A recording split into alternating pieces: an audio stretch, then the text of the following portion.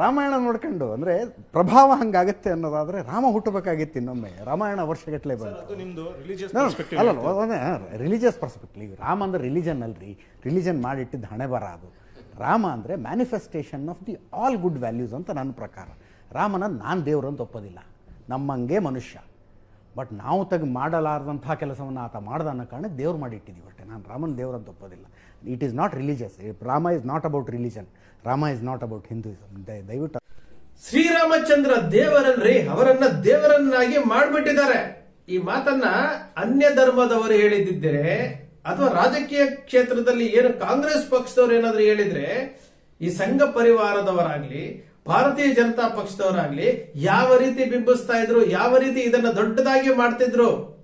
ಜೊತೆಗೆ ಈ ನಮ್ಮ ಮಾಧ್ಯಮಗಳು ಸಹ ಈ ವಿಚಾರವನ್ನ ಇಟ್ಕೊಂಡು ದಿನಗಟ್ಟಲೆ ಮಾಡ್ತಿದ್ರು. ಇದನ್ನ ಹೇಳಿದವರು ಯಾರು ಅಲ್ಲ, ನೀವು ವಿಡಿಯೋ ನೋಡಿದಿರಿ. ಸ್ವತಃ ಅಜಿತ್ ಹನುಮಕ್ಕನವರು, ರಾಷ್ಟ್ರವಾದಿ ಪತ್ರಕರ್ತರು ಅಂತ ಹೇಳಿಕೊಳ್ಳುವಂತಹ ಅಜಿತ್ ಹನುಮಕ್ಕನವರು ತನ್ನದೇ ಸ್ಟುಡಿಯೋದಲ್ಲಿ ಒಂದು ಚರ್ಚಾ ಕಾರ್ಯಕ್ರಮದಲ್ಲಿ ಹೇಳಿರುವಂತದ್ದು, ಶ್ರೀರಾಮಚಂದ್ರ ದೇವರು ಅಂತ ನಾನು ಒಪ್ಪೋದಿಲ್ರಿ, ಅವರನ್ನ ದೇವರನ್ನಾಗಿ ಮಾಡಿಬಿಟ್ಟಿದ್ದಾರೆ. ಅವರು ನಮ್ಮಂತೆ ನಿಮ್ಮಂತೆ ಒಬ್ಬ ಸಾಮಾನ್ಯ ವ್ಯಕ್ತಿ ಅಷ್ಟೇ, ಅವರಲ್ಲಿ ಗುಡ್ ವ್ಯಾಲ್ಯೂಸ್ ಇತ್ತು, ಅದಕ್ಕೋಸ್ಕರವಾಗಿ ಅವರನ್ನ ನಾವು ಒಪ್ತೇವೆ. ಇದನ್ನ ಅಜಿತ್ ಹನುಮಕ್ಕನವರು ತನ್ನದೇ ಸ್ಟುಡಿಯೋದಲ್ಲಿ ತನ್ನ ಬಾಯಿಯಿಂದ ಹೇಳಿರುವಂತಹ ಮಾತುಗಳನ್ನ ನೀವು ಕೇಳಿದ್ರಿ. ನೋಡಿ, ಯಾವ ವ್ಯಕ್ತಿ ಈ ಧರ್ಮಗಳ ನಡುವೆ ಏನಾದ್ರೂ ಗಲಾಟೆ ಬಂದಾಗ ಕುತ್ಕೊಂಡು ಅಬ್ದುಲ್ ರಜಾಕ್ ಇಂಥವ್ರನ್ನ ಕೂರಿಸ್ಕೊಂಡು ಇಲ್ಲಿ ಚರ್ಚೆಗಳನ್ನ ಮಾಡ್ತಾರೋ, ಚರ್ಚೆ ವಿಚಾರಗಳನ್ನ ತಗೊಂಡ್ಬರ್ತಾರೋ, ಹಿಂದೂ ಮತ್ತು ಬೇರೆ ಧರ್ಮಗಳನ್ನ ನಡುವೆ ಕೂರಿಸ್ಕೊಂಡು ಚರ್ಚೆಗಳನ್ನ ಮಾಡಿ ಅದನ್ನ ಟೈಮ್ ಅನ್ನ ಪಾಸ್ ಮಾಡ್ತಾರೋ, ಅದೇ ವ್ಯಕ್ತಿ ಅಯೋಧ್ಯೆಯಲ್ಲಿ ಶ್ರೀರಾಮ ಮಂದಿರ ಉದ್ಘಾಟನೆ ಆದಾಗ ವಾರಗಟ್ಟಲೆ ಅಲ್ಲಿ ಇದ್ಕೊಂಡು ಲೈವ್ ಮಾಡ್ತಾರೆ. ಅಜಿತ್ ಹನುಮಕ್ಕನವರು ಅದ್ರ ಬಗ್ಗೆ ಲೈವ್ ಮಾಡ್ತಾರೆ. ಸ್ಟುಡಿಯೋದಲ್ಲಿ ನಿಂತ್ಕೊಂಡು ಶ್ರೀರಾಮಚಂದ್ರ ದೇವರಲ್ಲ ಅಂತಾರೆ. ಯಾರೂ ಪ್ರಶ್ನೆ ಮಾಡೋದಿಲ್ಲ. ಶಂಕದಿಂದ ಬಂದ್ರೆ ತೀರ್ಥ, ಅವರು ಮಾಡಿದ್ರೆ ಒಳ್ಳೇದು, ಬೇರೆಯವರು ಮಾಡಿದ್ರೆ ಕೆಟ್ಟದ್ದು. ಇದು ಅಜಿತ್ ಹನುಮಕ್ಕನವರು ಹೇಳಿರುವಂತಹ ವಿಚಾರಗಳ ಬಗ್ಗೆ ನಾವು ವಿಶ್ಲೇಷಣೆ ಮಾಡಕ್ ಹೋದ್ರೆ, ಶ್ರೀರಾಮಚಂದ್ರನನ್ನ ಇಟ್ಕೊಂಡು, ಅಯೋಧ್ಯೆ ಶ್ರೀರಾಮಚಂದ್ರನನ್ನ ಇಟ್ಕೊಂಡು ಏನು ಭಾರತೀಯ ಜನತಾ ಪಕ್ಷ 2 ಸ್ಥಾನದಿಂದ ಇವತ್ತು ಏನು 300 ಸ್ಥಾನದವರೆಗೂ ಬಂದಿದೆಯಲ್ಲ. ಲಾಲ್ ಕೃಷ್ಣ ಅಡ್ವಾಣಿಯವರು ರಥಯಾತ್ರೆ ಮಾಡಿದ್ರಲ್ಲ, ವಾಜಪೇಯಿ ಅವರ ಸರ್ಕಾರ ಬಂತಲ್ಲ, ಲಾಲ್ ಕೃಷ್ಣ ಅಡ್ವಾಣಿಯವರು ಭಾರತೀಯ ಜನತಾ ಪಕ್ಷವನ್ನು ಆ ಲೆವೆಲ್ಗೆ ತಗೊಂಡೋದ್ರಲ್ಲ. ಕೊನೆಗೆ 2014ರಲ್ಲಿ ಲಾಲ್ ಕೃಷ್ಣ ಅಡ್ವಾಣಿಯವರನ್ನ ಪ್ರಧಾನಮಂತ್ರಿ ಮಾಡ್ಲಿಕ್ಕೂ ಒಪ್ಲಿಲ್ವಲ್ಲ. ಈ ಲೆವೆಲ್ವರೆಗೂ ಶ್ರೀರಾಮಚಂದ್ರನನ್ನ ಬಳಸ್ಕೊಂಡ್ರಲ್ಲ, ಈ ಲೆವೆಲ್ವರೆಗೂ ಶ್ರೀರಾಮಚಂದ್ರನನ್ನ ಮಂದಿರವನ್ನ ಬಳಸ್ಕೊಂಡ್ರಲ್ಲ.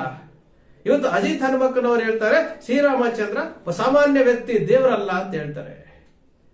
ಇದು ವಾಸ್ತವ ಸತ್ಯ. ಒಬ್ಬ ಪತ್ರಕರ್ತ ತನ್ನ ಮನಸ್ಸಿನಲ್ಲಿರುವಂತದ್ದನ್ನ ಹೇಳುವಂತದ್ದು. ಕೋಟ್ಯಾಂತರ ಜನ ಶ್ರೀರಾಮಚಂದ್ರನನ್ನ ದೇವರಂತ ನಂಬಿದ್ದಾರೆ, ದೇವರಂತ ಪೂಜಿಸ್ತಾರೆ.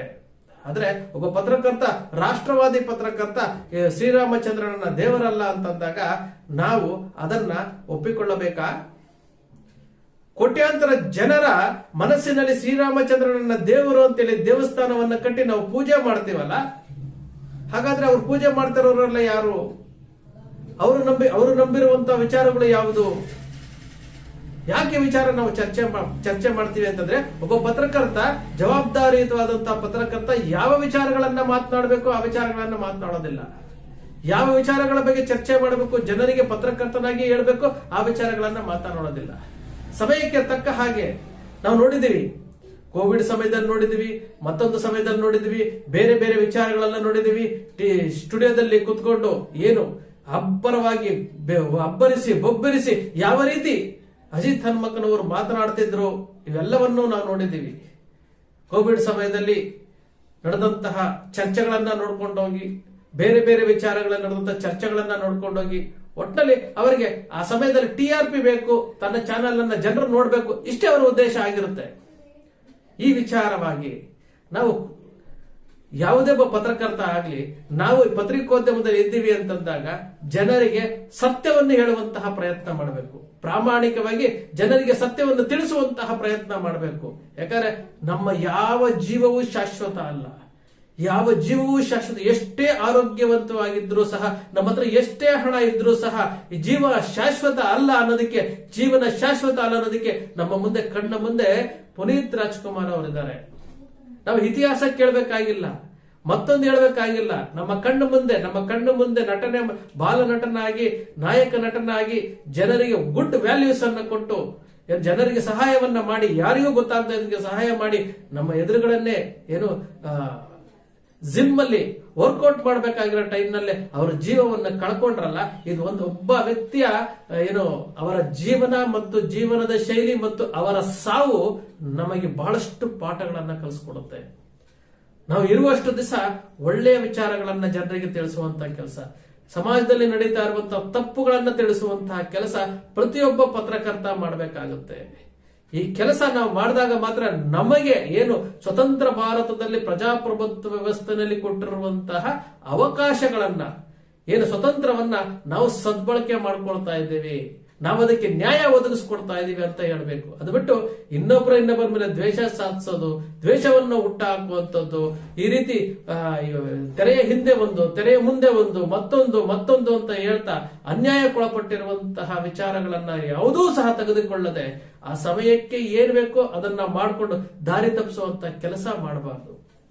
ಶ್ರೀರಾಮಚಂದ್ರ ದೇವರಲ್ಲ ಅಂತ ಅಜಿತ್ ಹನುಮಕ್ಕನವರು ಹೇಳಿದಾಗ, ಅದೇ ಅಜಿತ್ ಹನುಮಕ್ಕನವರು ಅಯೋಧ್ಯೆಯೊಳಗೆ ವಾರಗಟ್ಲೆ ಯಾಕೆ ಲೈವ್ ಮಾಡಿದ್ರು, ಯಾತಕ್ಕೋಸ್ಕರ ಮಾಡಿದ್ರು? ಈ ವಿಚಾರ ಬರುತ್ತಲ್ವಾ? ಈ ವಿಚಾರ ಪ್ರಶ್ನೆಗೆ ನಾವು ಯೋಚಿಸಬೇಕಾದಂತ ಪ್ರಶ್ನೆ ಅಲ್ವಾ ಇದು ವಾಸ್ತವ ಸತ್ಯ. ಸ್ನೇಹಿತರೆ, ವಾಸ್ತವದ ವಿಚಾರಗಳನ್ನ ಯಾವುದು ಸೃಷ್ಟಿ ಕಲ್ಪನೆ ಮಾಡದೆ ವಾಸ್ತವದ ವಿಚಾರಗಳನ್ನ ನಿಮ್ಮ ಮುಂದೆ ಹಂಚಿಕೊಳ್ಳುವಂತಹ ಪ್ರಾಮಾಣಿಕ ಪ್ರಯತ್ನ ನಿಮ್ಮ ಅಕ್ಷರ ಮೀಡಿಯಾ ಮಾಡ್ತಾ ಇದೆ. ನಿಮ್ಮ ಅಕ್ಷರ ಮೀಡಿಯಾದ ವಿಶ್ಲೇಷಣೆ ನಿಮ್ಗೆ ಇಷ್ಟ ಆಯ್ತು ಅಂದ್ರೆ ಸಬ್ಸ್ಕ್ರೈಬ್ ಆಗ್ಲಿಲ್ಲ ಅಂದ್ರೆ ಸಬ್ಸ್ಕ್ರೈಬ್ ಮಾಡ್ಕೊಳ್ಳಿ, ಪಕ್ಕದಲ್ಲಿ ಕಾಣುವಂತ ಬೆಲ್ ಐಕಾನ್ ಪ್ರೆಸ್ ಮಾಡಿ, ಶೇರ್ ಮಾಡಿ, ಪ್ರೋತ್ಸಾಹ ನೀಡಿ.